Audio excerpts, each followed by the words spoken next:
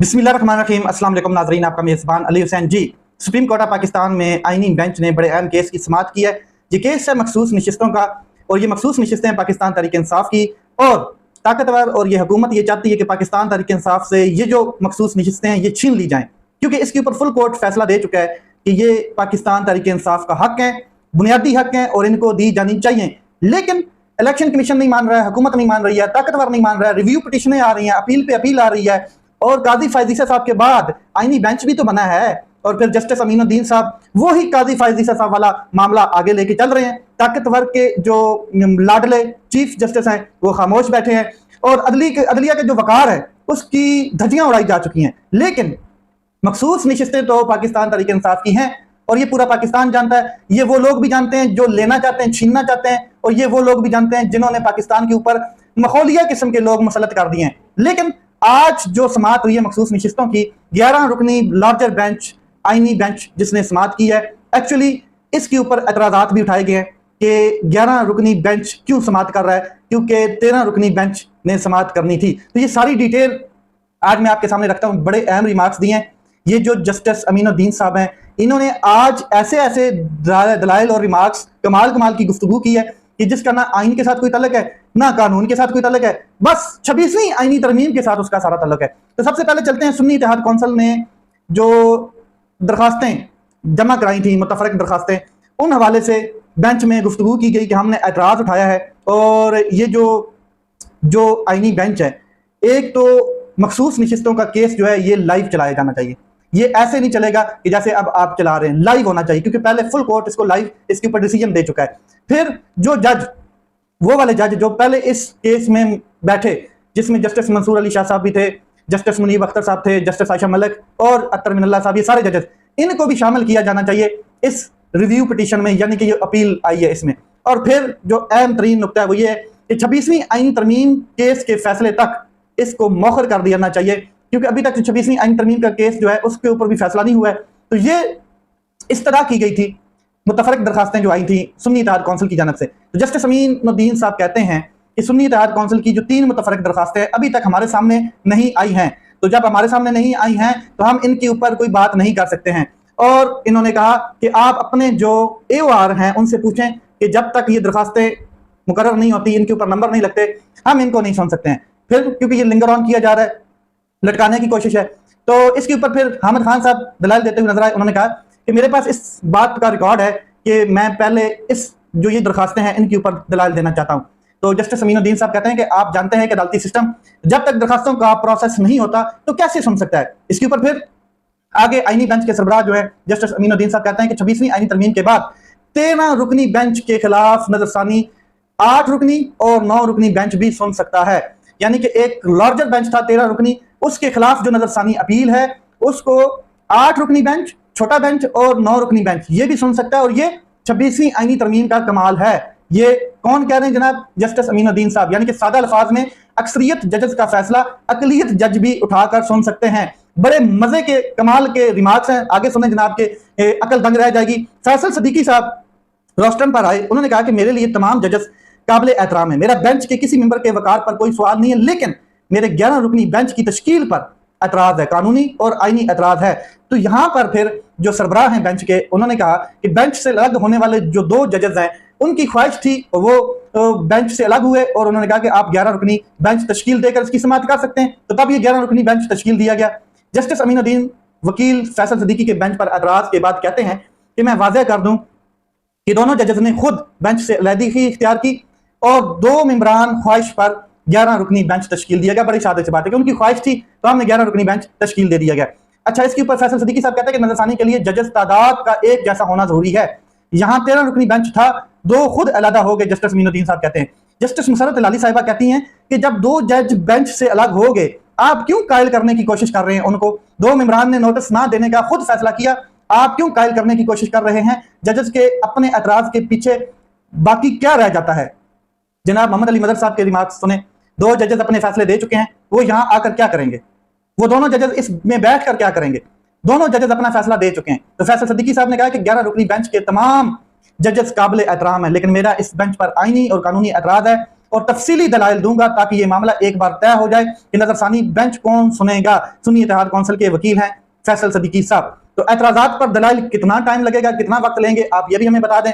जनाब सरबराह जो है अमीनुद्दीन साहब वो पूछ रहे हैं। तो केस कल 11:30 बजे तक मुलतवी किया गया और मैं आपको बड़े जो अहम रिमार्क्स हैं उनकी तरफ लेकर जाता हूं और साथ में ये भी बता देता हूं कि अगर सुन्नी इत्तेहाद कौंसिल की जो ये बेंच है इस पर एतराज जो है दरखास्त को मुस्तरद कर दिया जाता है, ये 11 रुकनी बेंच सुन्नी इत्तेहाद कौंसिल की एतराजात वाली दरखास्त को अगर मुस्तरद कर देता है तो फिर पीटीआई और सुन्नी इत्तेहाद कौंसिल को अपने इस बेंच की समाअत पर अदम एतमाद करते हुए बाइकाट कर देना चाहिए। जैसे काजी फायजी साहब के सामने बल्ले के निशान पर जब छीना गया था तो पाकिस्तान तहरीक इंसाफ ने बाइकाट कर दिया था पूरी समाज से, जैसे लेवल प्लेइंग फील्ड ना मिलने के हवाले से बाइकाट किया गया था। बेंच पर एतराज रद्द होने के बाद और अगर पाकिस्तान तहरीक इंसाफ इसके सामने पेश होती है, सुन्नी इत्तेहाद कौंसिल इसके सामने पेश होती रहती है, तो ये खुदकुशी करने के मुतरादिफ होगा, इसमें कोई शक नहीं है। 26वीं आईनी तरमीम से मुस्तफीद होने वाले जज साहिबान बजिद हैं कि किसी तरीके से यही बेंच ये केस सुने और इससे पहले जज पर जो एतराज किया गया था तो वो अपनी साख बचाने के लिए बेंच से अलग हो जाता था। मैं आपको बताता हूँ कि आज से पहले ये 26वीं आईनी तरमीम जब पहले इससे पहले जब मामला थे 26वीं आईनी तरमीम नहीं थी तो जब जजेस पे एतराज किया जाता था तो जजेस खुद अपनी साख बचाने के लिए इन मामला से अलग हो जाते थे, केस से ही अलग हो जाते थे। तो यहाँ पर जजेस बहस कर रहे हैं, जमाल खान मंदोखेर साहब, अमीनुद्दीन साहब, जस्टिस मोहम्मद अली मजहर साहब बहस करते हुए नजर आ रहे हैं। क्या अरूज क्या पस्ती, आपके सामने बस जल गई है वो बस्ती जिसमें इंसाफ मिलता था। मोहम्मद अली मजहर साहब की जरा आप सुने, बहस करने का तरीका आप देखें। आईनी बेंच में मौजूद जजेस मुयस्सर थे, जो जजेस मुयस्सर थे सब इस बेंच में शामिल हैं। 2 जजेस ने मर्जी की खुद और बेंच से अलग हो गए। इसके बाद जो जजेस मुयस्सर थे वो आपके सामने हैं।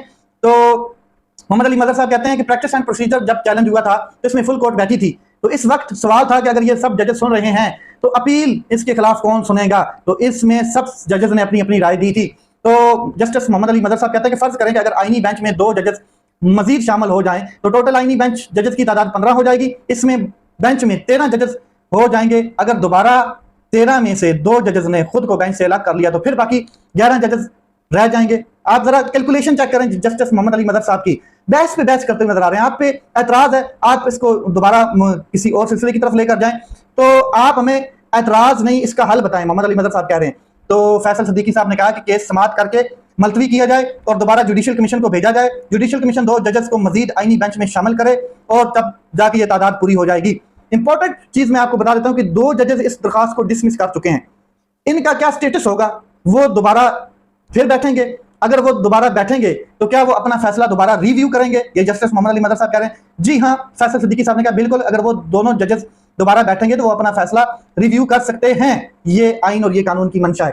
खैर मुलतवी हो गया, कल देखते हैं दलाइल जारी रखेंगे फैसल सदीकी साहब। लेकिन मामला वही है कि काजी फायजी सा चला गया लेकिन अपने भाई जस्टिस अमीनुद्दीन साहब को छोड़ गया है और वो अपने ताकतवर भाई के साथ और हुकूमत के साथ मिलकर अब पाकिस्तान तहरीक इंसाफ की जैसे बल्ला छीना गया था ऐसे मखसूस नशिस्तें छीनी जाएंगी। और कहाँ गए वो लोग जो कह रहे हैं कि मुज़ाकरात हो रहे हैं, जो कह रहे हैं जी इमरान खान साहब मान चुके हैं और उनको शख्सियत ने मुलाकात की है, ये मतलब कि मुज़ाकरात हो रहे हैं, ये तो हवाएं तपती हुई नजर आ रही हैं। सलमान अकरम राजा साहब कहते हैं कि पूरी दुनिया में सदियों से रिव्यू का मुस्लिम असूल है कि रिव्यू की दरखास्त कम अज कम इतने जजेस का बेंच ही सुनेगा जितने जजेस ने फैसला दिया हुआ है। लेकिन यहाँ 11 रुकनी बेंच रिव्यू सुन रहा है जिस पर SIC के वकील फैसल सदीकी ने ये एतराज उठा लिया है। बेंच 13 रुकनी होना चाहिए जो रिव्यू सुनेगा, क्योंकि फैसला भी 13 रुकनी बेंच ने दिया है। पाकिस्तान में इलेक्शन लूटा गया है, इसकी तौबा करें, माफी मांगे। हम ये बात अलल ऐलान इस कठपुतली हुकूमत को भी कर रहे हैं और इसके हामी मुक्तदरा को भी कर रहे हैं कि माफी मांगे और मैंडेट वापस करें अवाम का, फिर आगे बात चलेगी। 15 रुकनी आईनी बेंच की सूरत हाल ये है कि 2 जजेस वो हैं जिन्होंने पेशावर हाई कोर्ट में फैसला दिया जिसके खिलाफ रिव्यू में 12 जुलाई वाला फैसला हुआ। 2 जजेस जस्टिस आशा मलिक और जस्टिस अकील अब्बासी अलहदा हो गए हैं। पीछे 11 रुकनी आईनी बेंच बचा है। हमारा मुतालबा है जो जुडिशियल कमीशन है इसको भिजवाया जाए और 2 जजेस आईनी बेंच में दोबारा लाए जाए, मामला दोबारा 15 जजेस की तरफ जाए या 13 जजेस की तरफ वो कह रहे हैं। अच्छा जी, आगे चलते हैं। तो मैं आपको बता देता हूँ कि खबरें बड़ी गर्म हो रही थी इमरान खान साहब के हवाले से, और वो खबरें ये थी कि इमरान खान साहब से जी मुलाकात हो गई है। इमरान खान साहब को खुफिया शख्स मिला है, किसी हाईली ऑफिशियल इंटेलिजेंस इदारे का शख्स मिला है और एक सरकारी ब्रीफिंग जैसे दी जाती है प्राइम मिनिस्टर को, ऐसे इमरान खान साहब को ब्रीफिंग दी गई है। इमरान खान साहब ने कहा है कि ठीक है, जैसे अदलिया के जरिए मुझे अरेस्ट किया गया है ऐसे अदलिया के जरिए मुझे रिहा किया जाए वगैरह वगैरह वगैरह। और जून के बाद इमरान खान साहब रिहा हो जाएंगे और मई के एंड में भी रिहा हो सकते हैं। ईद वो घर करेंगे और मुज़ाकरात के लिए भी वो तैयार हैं। ये जनाब ताकतवर के माउथ पीस जो है वो ये कहते हुए नजर आ रहे हैं। लेकिन कहीं से भी अभी तक कोई ऑथेंटिक इंफॉर्मेशन नहीं आई कि वाकई इमरान खान साहब से कोई मिला है।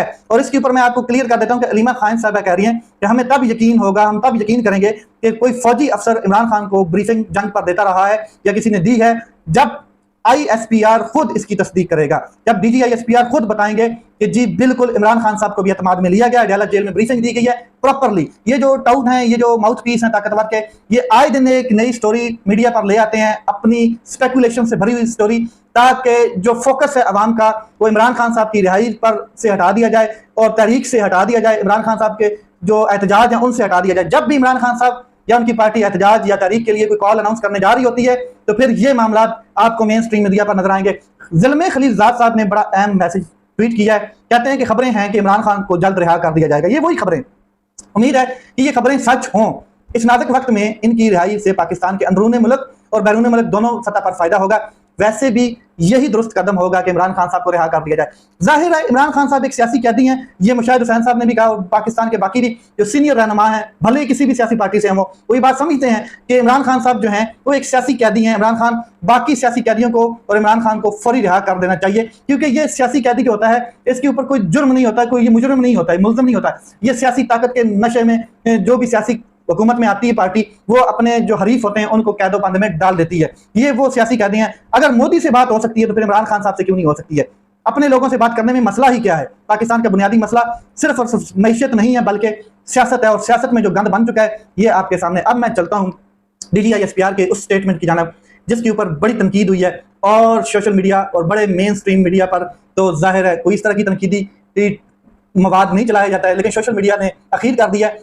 DG ISPR साहब कहते हैं कि आप लोग कहते थे ना कि ये अपना काम नहीं करते, आप बेटा इनसे सवाल क्यों नहीं करते कि फौज ने अपना काम कर दिया है, काम किया है या नहीं किया है? क्यों नहीं सवाल करते? क्या आप इनका एहतसाब नहीं करोगे? क्या तुम कौन होते हो जो अपनी फौज के खिलाफ बातें करते हो? जी फौज के खिलाफ किसी ने बात तो की नहीं है। वैसे हम तो फौज के उस किरदार के खिलाफ बात करते हैं जो अभी तक एपॉलिटिकल नहीं हुआ। फौज का सियासत से क्या तल्लुक है? फौज हमारी मुहाफ़िज़ है, जाने हमारी कुर्बान है फौज के ऊपर, हमारे सब भाई हैं, और फौज जो है वो हमारा फ़ख्र है, हमारे सरों का ताज है। लेकिन जब तक वो अपनी आईनी हदूद में है, और आइन आपको पता है बिल्कुल क्लियर स्टेट करता है कि फौज का जो किरदार है वो गैर सियासी होना चाहिए, सियासी नहीं होना चाहिए। ये नहीं होना चाहिए कि एक वज़ीर आज़म को उठा के जेल में डाल दिया जाए, इलेक्टेड वज़ीर आज़म को, और फिर एक वज़ीर आज़म 17 सीटें सिलेक्ट करा के उसको वज़ीर आज़म बनाया जाए, और फिर एक करप्ट शख्स को, एक इन्विक्टेड शख्स को पाकिस्तान में बुलाकर क्लीन चिट दी जाए और बायोमेट्रिक के लिए इस्लामाबाद हाई कोर्ट पहुंची हो एयरपोर्ट के ऊपर। हम ये चीजें चाहते हैं। फौज अपना काम बेहतरीन करती है, इसका कोई शक नहीं है, इसलिए हम कहते हैं कि वो अपना ही काम करे, फौज सिर्फ और सिर्फ अपना ही काम करे। तनकीद फौज पर तब होती है या किसी एक फर्द वाहिद पर तब होती है जब वो अपने काम से हटकर आइन के बाकी इदारों की हदूद में घुस रहा होता है, या फिर प्राइम मिनिस्टर की कुर्सी की तरफ उसकी नजर होती है और मार्शल लॉ लगाने की कोशिश कर रहा होता है, तब उनके ऊपर फिर तनकीद भी होती है। और फौज जो हमारी है, और अगर कोई गलत काम करेगी तो हम नहीं अपनी फौज पे तनकीद करनी है, किसी बाहर में नहीं करनी, और अगर अच्छा काम करेगी तो हम नहीं उनके सरों पे ताज पहनाएंगे, हम नहीं उनके